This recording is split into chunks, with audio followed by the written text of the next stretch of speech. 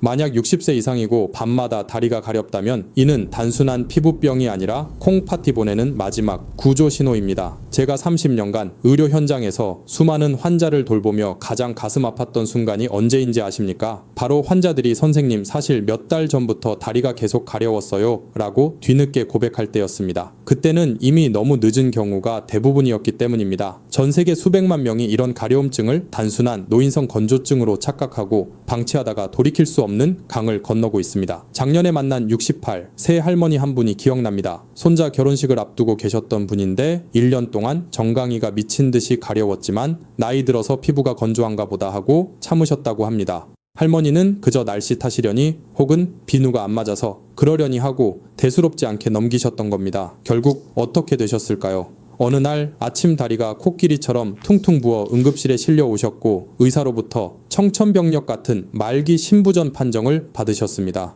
안타깝게도 신장 기능이 90% 이상 망가져 회복이 불가능한 상태였습니다.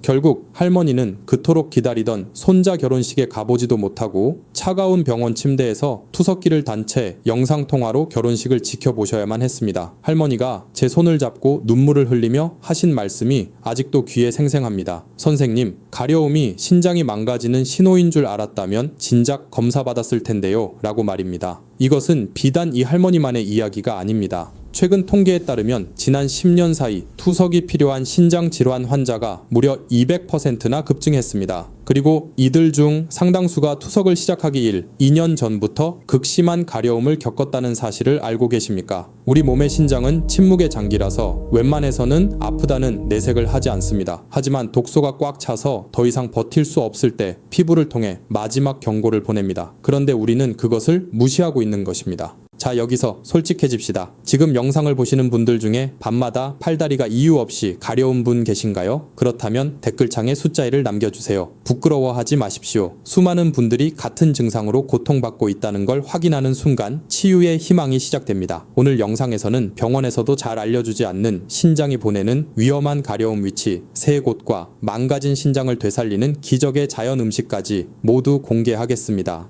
저는 여러분이 고통스러운 투석실 침대에 눕지 않고 두 발로 건강하게 걸으며 100세를 맞이하시길 진심으로 바랍니다. 지금부터 딱 5분만 집중해 주십시오. 이 영상을 끝까지 보시는 것만으로도 여러분은 10년의 수명을 버시는 겁니다. 지금 바로 시작합니다. 그런데 여기서 한 가지 강한 의문이 드실 겁니다. 가려움이 그토록 위험한 신호라면 도대체 왜 병원에서는 진작 알려주지 않았을까 하고 말입니다. 앞서 말씀드린 할머니께서 1년 동안이나 병원을 제 집 드나들듯 다니셨는데 왜 의사들은 스테로이드 연고만 처방해주고 정작 중요한 신장 검사는 권하지 않았을까요?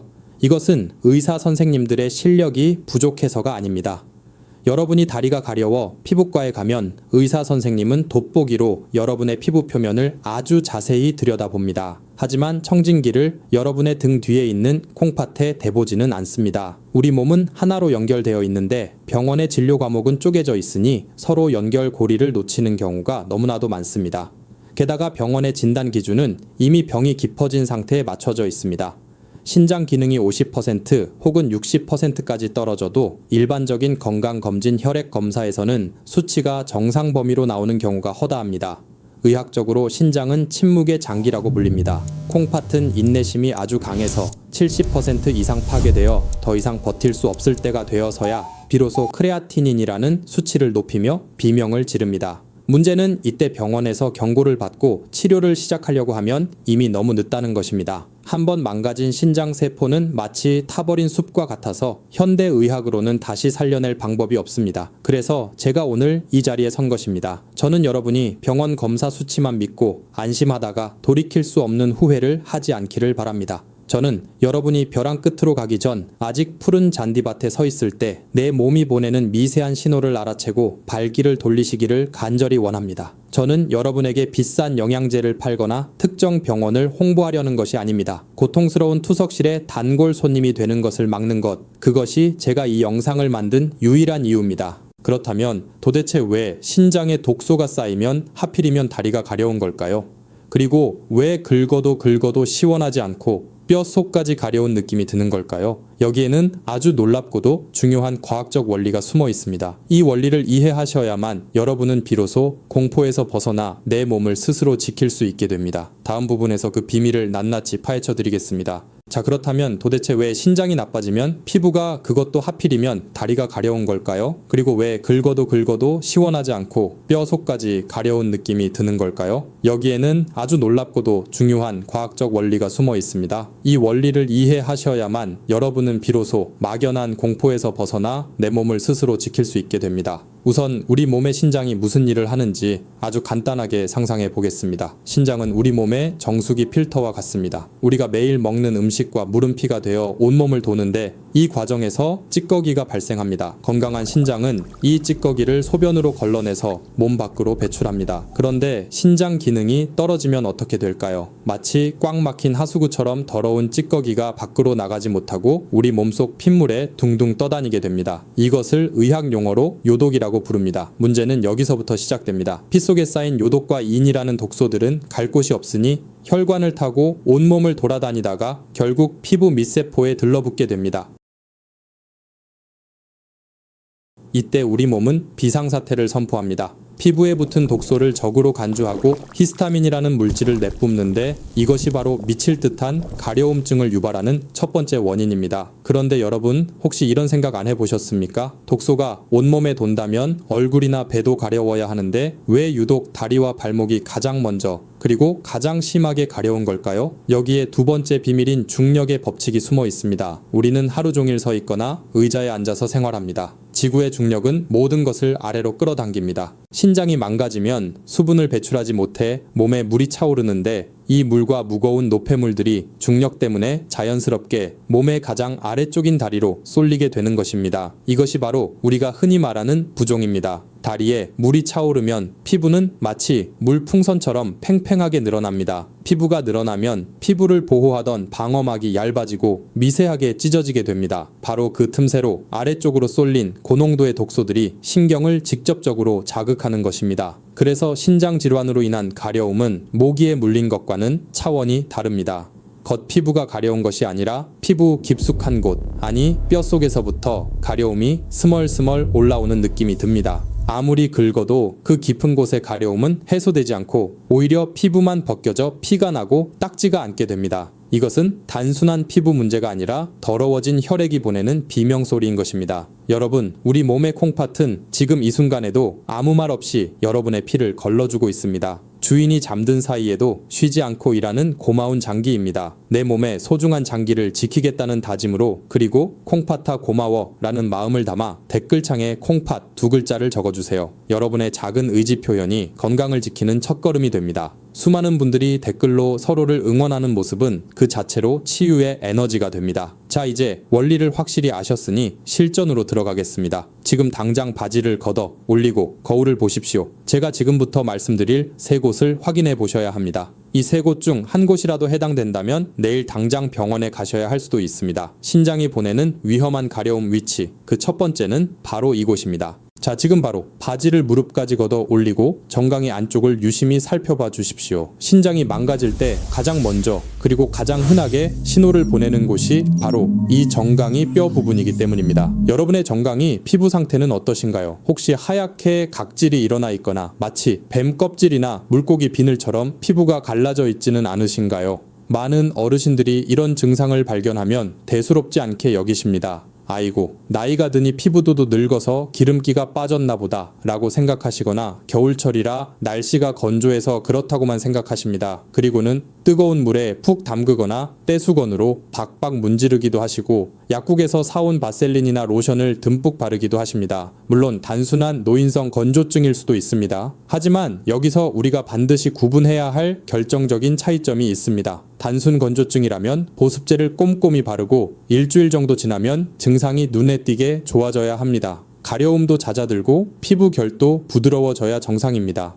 하지만 만약 여러분이 아무리 좋은 로션을 떡칠하듯이 바르고 물을 많이 마셔도 이 주가 넘도록 가려움이 전혀 줄어들지 않는다면 이야기는 완전히 달라집니다. 이것은 피부 겉면의 수분이 부족한 것이 아니라 피부 아래 혈관 속에 독소가 꽉 차 있다는 명백한 증거이기 때문입니다. 왜 하필 정강이일까요? 우리 몸의 구조를 한번 만져보시면 이해가 빠르실 겁니다. 허벅지나 엉덩이는 살집이 두툼하지만 정강이는 만져보면 뼈 위에 바로 얇은 피부 한 장만 덮여 있는 구조입니다. 피하 지방이 거의 없어서 외부 자극에 매우 취약할 뿐만 아니라 혈액순환이 가장 느린 말초 부위 중 하나입니다. 앞서 말씀드린 중력의 영향으로 내려온 요독 결정체들이 피하 지방이라는 완충지대가 없는 이곳 정강이 뼈 근처 피부에 가장 쉽게 침착되는 것입니다. 이때 느껴지는 가려움은 정말 고통스럽습니다. 환자분들의 표현을 빌리자면 마치 수천 마리의 개미가 뼈 위를 기어다니는 것 같다고도 하시고 속에서 불이 나는 것 같다고도 하십니다. 겉을 긁어서는 해소되지 않으니 자기도 모르게 피가 날 때까지 손톱으로 긁게 되고 결국 정강이 전체가 상처투성이가 되고 맙니다. 나중에는 그 상처 부위가 거뭇거뭇하게 색소 침착이 되어 다리 색깔마저 변하게 됩니다.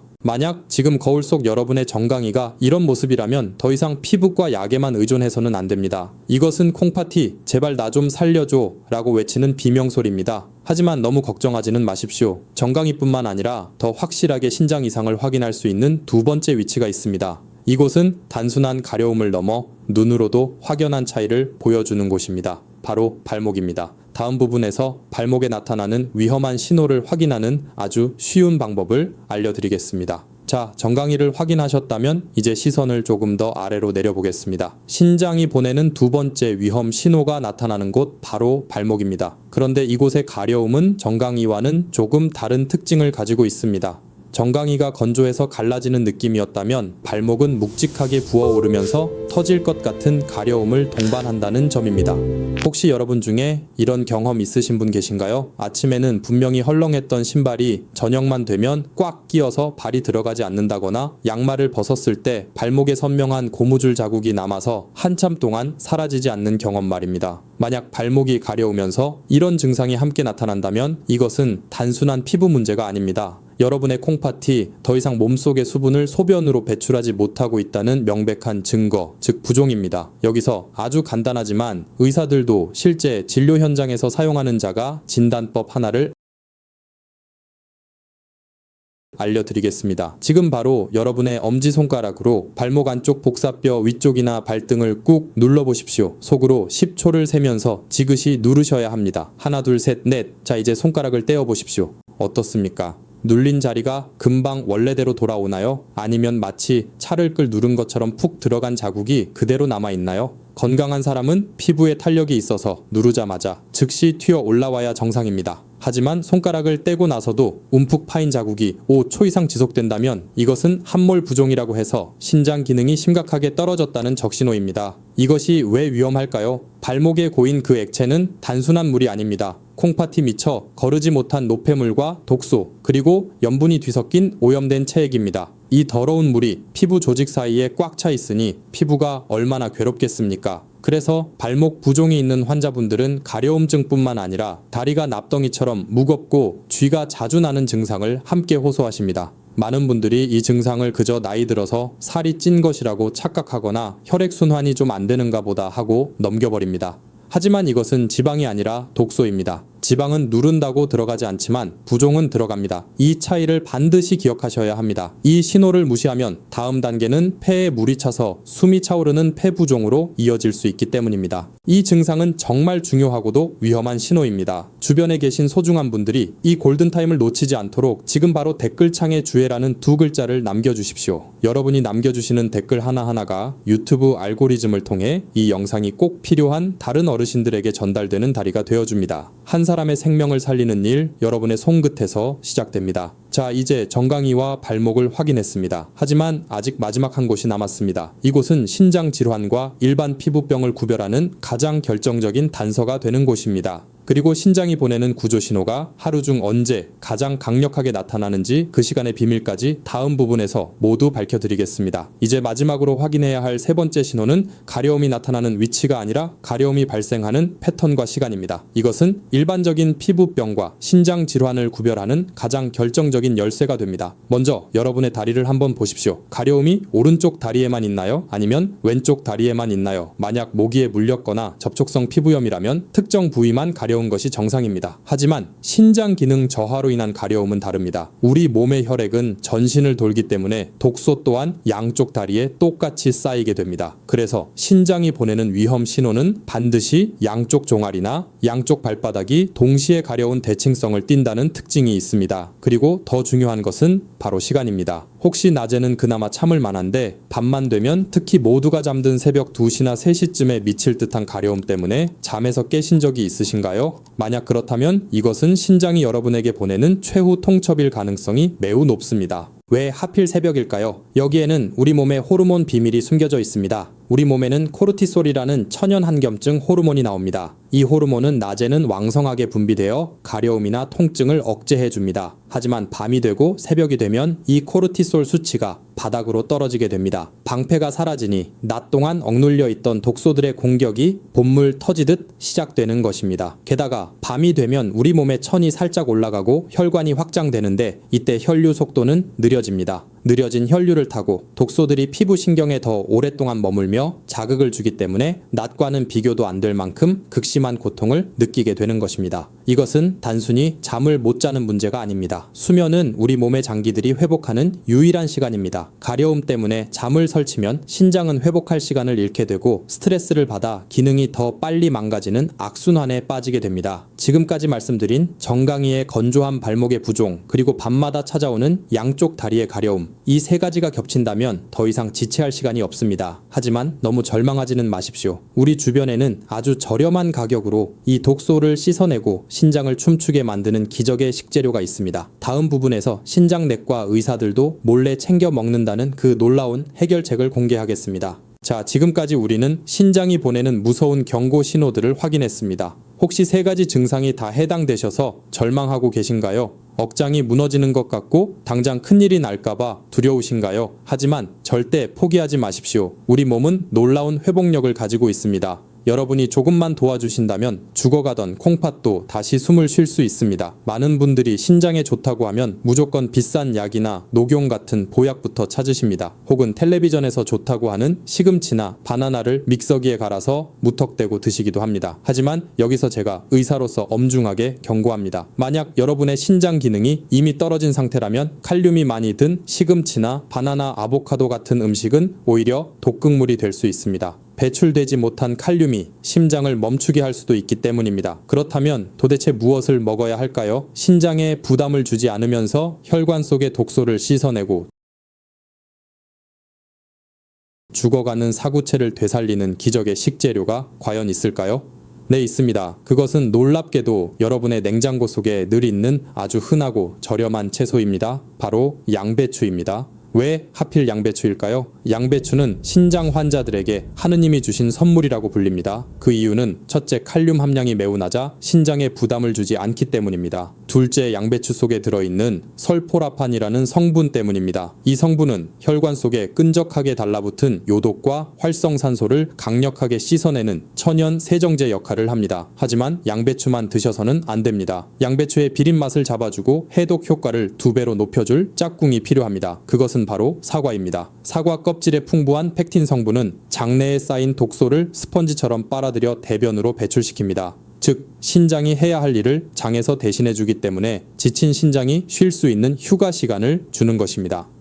자, 지금부터 메모를 준비하십시오. 30년간의 임상 경험으로 완성된 신장 살리는 기적의 주스 레시피를 알려드리겠습니다. 재료는 너무나 간단합니다. 양배추 4분의 1쪽과 사과 반개, 그리고 물 1컵입니다. 만드는 법도 간단합니다. 양배추와 사과를 깍둑 썰기해서 믹서기에 넣고 물과 함께 갈아주면 끝입니다. 하지만 여기서 아주 중요한 주의사항이 하나 있습니다. 만약 여러분이 이미 투석을 하고 계시거나 칼륨 수치 조절이 엄격하게 필요한 분이라면 양배추를 생으로 드시는 것보다 끓는 물에 살짝 데쳐서 드시는 것이 좋습니다. 채소를 물에 데치면 칼륨이 물로 빠져나가기 때문에 훨씬 더 안전하게 드실 수 있습니다. 이 주스를 매일 아침 공복에 한 잔씩 드셔보십시오. 일주일만 드셔도 소변의 거품이 줄어들고 밤마다 괴롭히던 다리의 가려움이 눈에 띄게 사라지는 것을 경험하실 겁니다. 비싼 영양제보다 이 2,000원짜리 주스 한 잔이 여러분의 콩팥을 살리는 생명수가 될 것입니다. 이 레시피는 정말 저렴하지만 그 효과는 100만 금보다 귀합니다.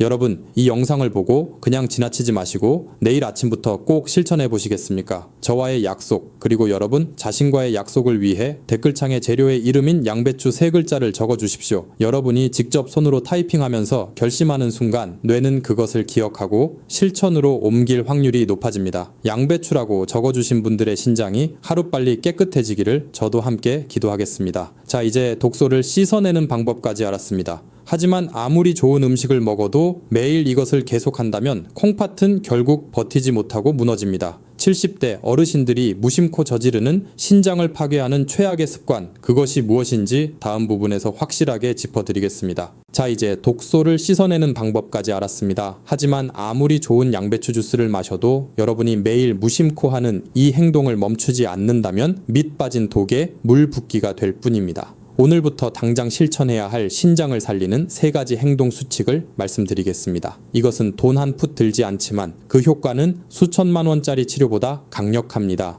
첫 번째 행동 수칙은 바로 습관적인 진통제 복용을 멈추는 것입니다. 70대 어르신들 중에 무릎이나 허리가 아프다고 해서 약국에서 파는 소염 진통제를 사탕처럼 드시는 분들이 정말 많습니다. 하지만 콩팥액에 있어서 진통제는 쥐약과도 같습니다. 진통제 성분은 콩팥으로 들어가는 혈관을 수축시켜 혈액 공급을 막아버립니다. 쉽게 말해 콩팥의 숨통을 조이는 것입니다. 물론 통증이 너무 심할 때는 의사 선생님과 상의해서 드셔야 합니다. 하지만 조금만 뻐근해도 습관적으로 약을 찾으셨다면 이제는 멈추셔야 합니다. 파스를 붙이거나 온찜질을 하는 등 약을 먹지 않고 통증을 줄이는 방법으로 바꾸셔야 여러분의 신장이 숨을 쉴 수 있습니다.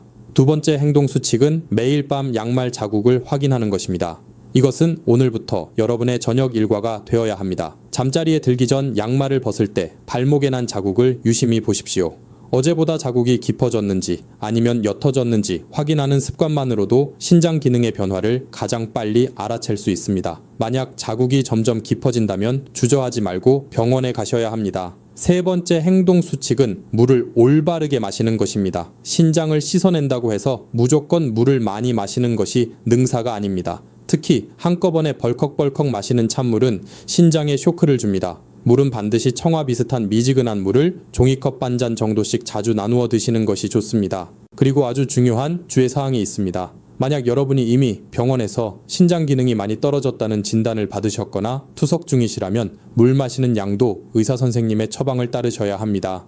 배출 기능이 고장난 상태에서 물을 너무 많이 마시면 오히려 폐에 물이 차서 위험할 수 있기 때문입니다. 이 3가지 습관을 지키는 것은 어렵지 않습니다. 하지만 이 작은 습관들이 모여 여러분의 10년 뒤 건강을 결정합니다. 이제 마지막 결론만 남았습니다. 오늘 우리가 나눈 이 모든 이야기들이 여러분의 삶을 어떻게 바꿀 수 있는지, 그리고 제가 여러분께 마지막으로 꼭 드리고 싶은 당부의 말씀을 전하며 영상을 마무리하겠습니다. 자, 이제 우리는 가려움이 단순한 피부 문제가 아니라 생명을 위협하는 콩팥의 마지막 경고라는 사실을 명확히 알게 되었습니다. 오늘 제가 말씀드린 이 이야기들이 여러분에게는 단순한 건강 지식이 아니라 여러분과 여러분 가족의 생명을 구하는 튼튼한 동아줄이 되기를 간절히 바랍니다. 저는 지난 30년간 진료실에서 수많은 환자분들의 후회 섞인 눈물을 보았습니다. 그분들은 하나같이 이렇게 말씀하십니다. 선생님, 그때 다리가 미친 듯이 가려울 때 피부과가 아니라 내과에 왔더라면 지금쯤 차가운 투석기 없이 여행도 다니고 맛있는 것도 마음껏 먹을 수 있었겠지요? 라고 말입니다. 그분들의 뒤늦은 후회가 여러분의 미래가 되어서는 절대 안 됩니다. 우리 몸의 장기는 기계 부품처럼 고장나면 새 것으로 갈아 끼울 수 있는 것이 아닙니다. 특히 콩팥은 한번 망가지면 되돌릴 수 없는 우리 몸의 가장 소중한 필터입니다.